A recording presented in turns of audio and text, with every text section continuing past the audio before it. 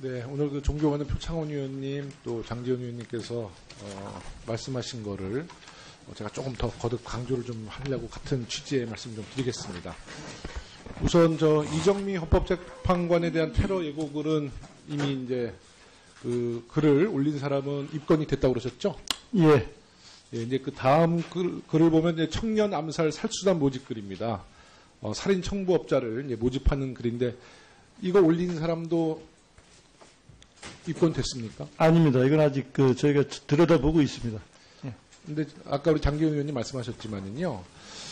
2014년도 익산 신동성당에서 한 고등학생이 황산 테러를 공지하고 실천한 적이 있어요. 예. 이걸 너무 안일하게 생각하시면 안 되고요. 그때 왜냐하면 지금 아직 위중한 시기고 또 굉장히 공론이 좀 분열된 상태입니다. 우리 재판관뿐만 아니라 여야 대선 후보들에 대한 테러 위협이 어느 때보다 더 높습니다. 제가 오늘 그 장기훈 의원님과 조금 아까 그 질의하는 내용을 보니까 이게 너무 좀 안일하다는 생각이 들어요. 지금 이렇게 구체적인 살인 청부업자 모집 공고가 나왔는데 지켜보고 있다. 들여다보고 있습니다. 그 부분을 저 문구 자체로 보면 그런데 저 문구의 특징을 적시하지 않았습니다. 문구에 보면은. 적시하지 않아도 저거는 범죄 행위는 맞잖아요. 범죄 행위가 맞으면 지금 아주 유중한 시기니까는요. 빨리 저 사이버 수사대를 동원해서 글쓴이를 빨리 찾아내야죠. 그건 지켜보고 있고요. 예. 네네. 저거 역시도 30cm의 팩카를 준비하라, 섬뜩한 문구가 이렇게 나오고 있고요. 지금 촛불 집회와 관련돼서 테러에 대한 그 인터넷 온라인상에 굉장히 그 흉악한 글들이 많이 올라오고 있으니까요.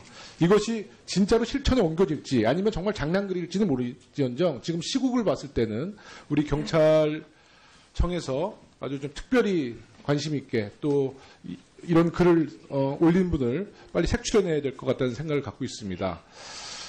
그리고 최근에 이제 말레이시아에서 김정남 피살 사건이 있어서요. 모방범죄도 굉장히 우려스러운 대목입니다.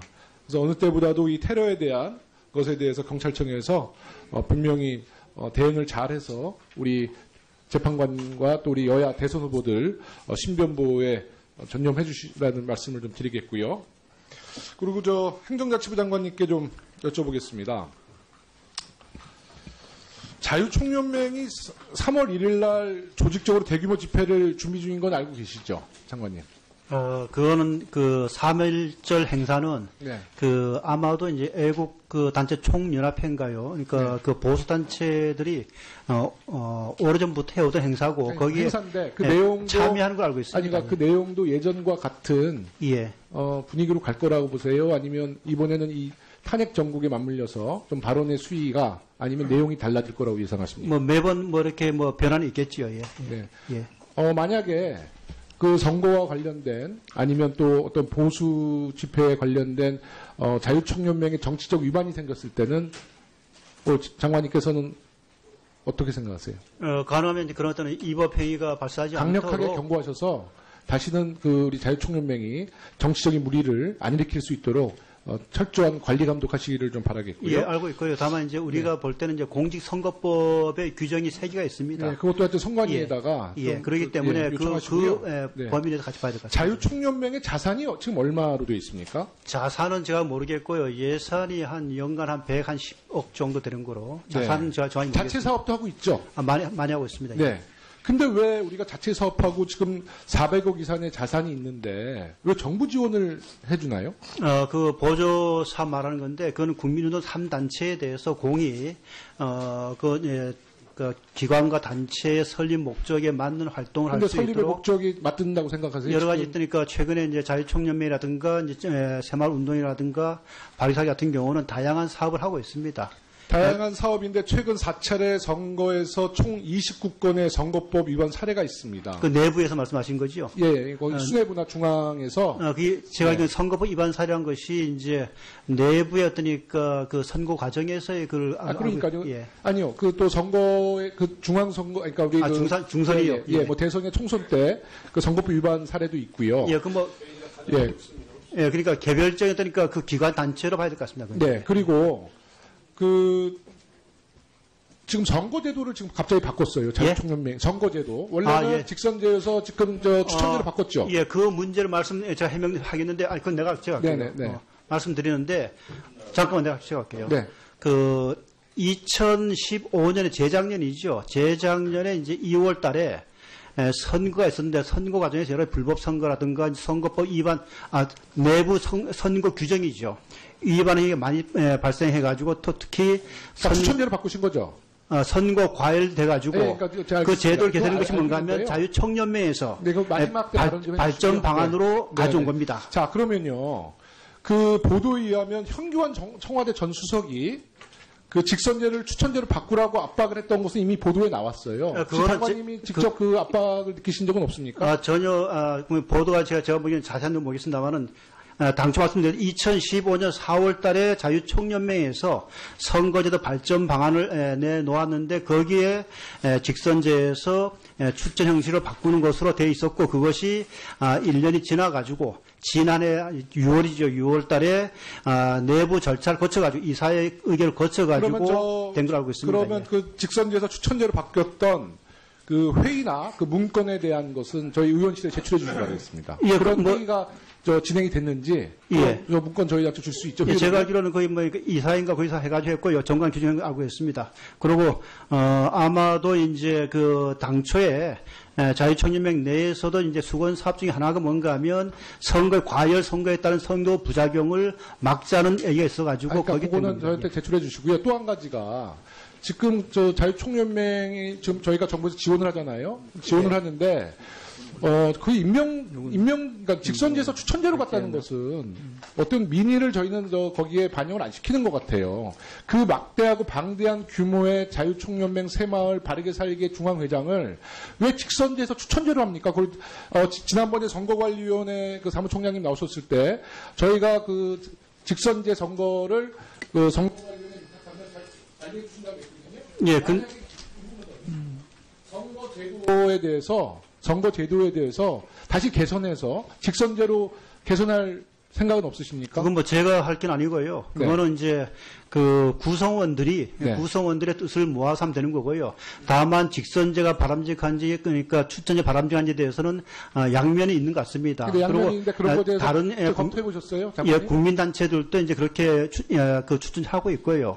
그리고 이제 과거에 이제 선거제를 하다 보니까 직선제를 하다 보니까 선거 과열되고 거기에 따른 조직의 분열이라든가 이런 문제 때문에 큰 한 정치적인 겁니다. 무리는 따르지 않았습니다. 그런 했는데 지난번에 허준영 청장님과 김경재 총재님 그 선거 과정에서 얼마나 많은 무리가 있었어요. 아니, 그래서 그건 이 그 문제를 전입니다. 그 전입니다. 그 전에.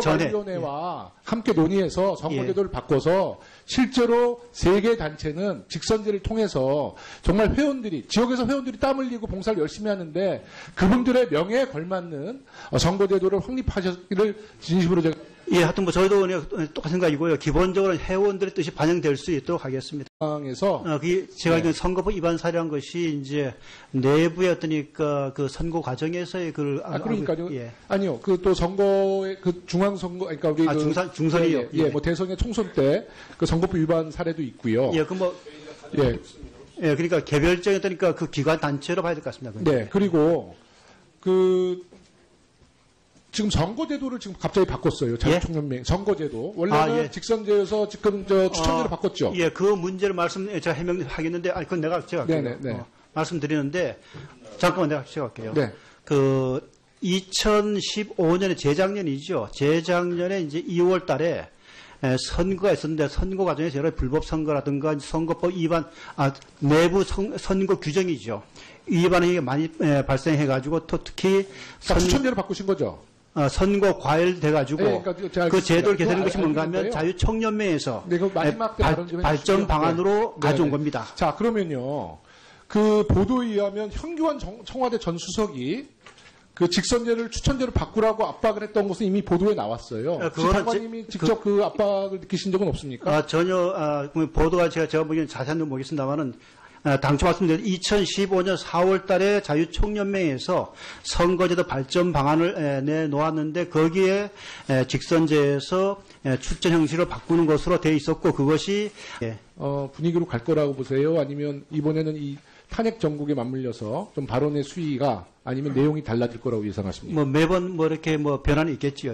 네. 예.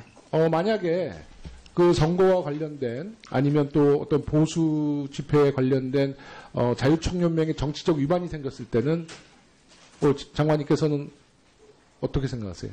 가능하면 이제 그런 어떤 위법 행위가 발생하지 강력하게 않도록 경고하셔서 다시는 그 우리 자유총연맹이 정치적인 무리를 안 일으킬 수 있도록 철저한 관리 감독하시기를 좀 바라겠고요. 예, 알고 있고요. 다만 이제 우리가 볼 때는 이제 공직선거법의 규정이 3개가 있습니다. 네, 그것도 하여튼 선관위에다가 예, 그렇기 때문에 요청하시고요. 그 네. 범위 내에서 같이 봐야 될 것 같습니다. 자유총연맹의 자산이 지금 얼마로 되어 있습니까? 자산은 제가 모르겠고요. 예산이 한 연간 한 110억 정도 되는 거로 자산은 제가 정확히 모르겠습니다. 자체 사업도 하고 있죠. 많이 하고 있습니다. 네.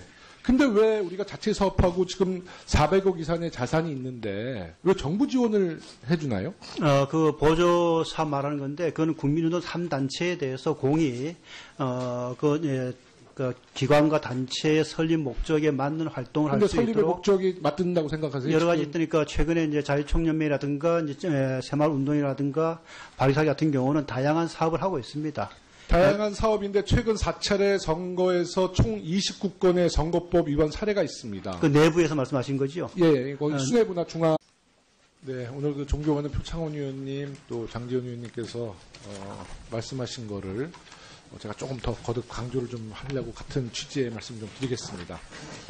우선 이정미 헌법재판관에 대한 테러 예고글은 이미 이제 그 글을 올린 사람은 입건이 됐다고 그러셨죠? 예. 예, 이제 그 다음 글을 보면 이제 청년 암살 살수단 모집 글입니다. 살인 청부업자를 이제 모집하는 글인데 이거 올린 사람도 입건됐습니까? 아닙니다. 이건 아직 저희가 들여다보고 있습니다. 근데 아까 우리 장기현 의원님 말씀하셨지만은요.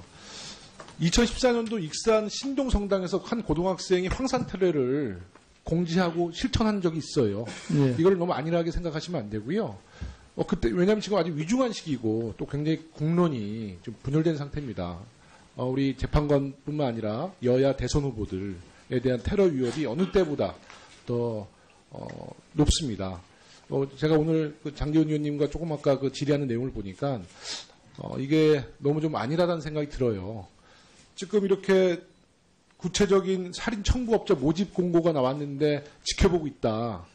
들여다보고 있습니다. 그 부분을 저 문구 자체로 보면 그런데 저 문구의 특징을 적시하진 않았습니다. 문구에 특정인 보면은. 적시하지 않아도 예. 저거는 범죄 행위는 맞잖아요. 범죄 행위가 맞으면 지금 아주 위중한 시기. 1년이 지나가지고 지난해 6월이죠. 6월 달에 내부 절차를 거쳐가지고 이사의 의견을 거쳐가지고 된 걸 알고 있습니다. 그러면 예. 그 직선제에서 추천제로 바뀌었던 그 회의나 그 문건에 대한 것은 저희 의원실에 제출해 주시기 바라겠습니다. 예, 그런 회의가 진행이 됐는지 예. 저 문건 저희한테 줄 수 있죠. 예, 제가 알기로는 거의 이사인가 거기서 해가지고 했고요. 정관 규정을 알고 있습니다. 그리고 아마도 이제 그 당초에 자유총연맹 내에서도 이제 수건 사업 중에 하나가 뭔가 하면 과열 선거에 따른 선거 부작용을 막자는 얘기가 있어가지고 그러니까 거기 그거는 때문에 저한테 제출해 주시고요. 또 한 가지가 지금 자유총연맹이 지금 저희가 정부에서 지원을 하잖아요. 지원을 하는데 그 그러니까 직선제에서 추천제로 갔다는 것은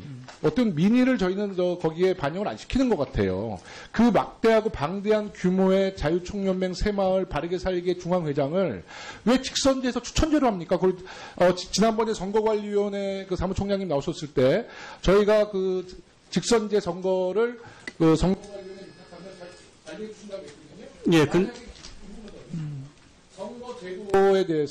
선거제도에 대해서 다시 개선해서 직선제로 개선할 생각은 없으십니까? 그건 제가 할 건 아니고요. 네. 그거는 이제 그 구성원들의 뜻을 모아서 하면 되는 거고요. 다만 직선제가 바람직한지 그러니까 추천제 이니까는요. 빨리 사이버 수사대를 동원해서 글쓴이를 빨리 찾아내야죠. 그건 지켜보고 있고요. 예. 네네. 저거 역시도 30cm의 팩카를 준비하라, 섬뜩한 문구가 이렇게 나오고 있고요. 지금 촛불 집회와 관련돼서 테러에 대한 그 인터넷 온라인상에 굉장히 그 흉악한 글들이 많이 올라오고 있으니까요. 이것이 진짜로 실천에 옮겨질지 아니면 정말 장난글일지는 모르지언정 지금 시국을 봤을 때는 우리 경찰청에서 아주 좀 특별히 관심 있게 또 이런 글을 올린 분을 빨리 색출해내야 될 것 같다는 생각을 갖고 있습니다. 그리고 최근에 이제 말레이시아에서 김정남 피살 사건이 있어서요. 모방범죄도 굉장히 우려스러운 대목입니다. 그래서 어느 때보다도 이 테러에 대한 것에 대해서 경찰청에서 분명히 대응을 잘해서 우리 재판관과 또 우리 여야 대선 후보들 신변 보호에 전념해 주시라는 말씀을 좀 드리겠고요. 그리고 저 행정자치부 장관님께 좀 여쭤보겠습니다. 자유총연맹이 3월 1일 날 조직적으로 대규모 집회를 준비 중인 건 알고 계시죠, 장관님? 그거는 그 3.1절 행사는 네. 그 아마도 이제 애국 그 단체 총연합회인가요? 그러니까 네. 그 보수 단체들이 오래전부터 해오던 행사고 거기에 행사인데 그 예, 내용도 참여하는 걸 알고 있습니다. 아니 그러니까 그 내용도 예전과 같은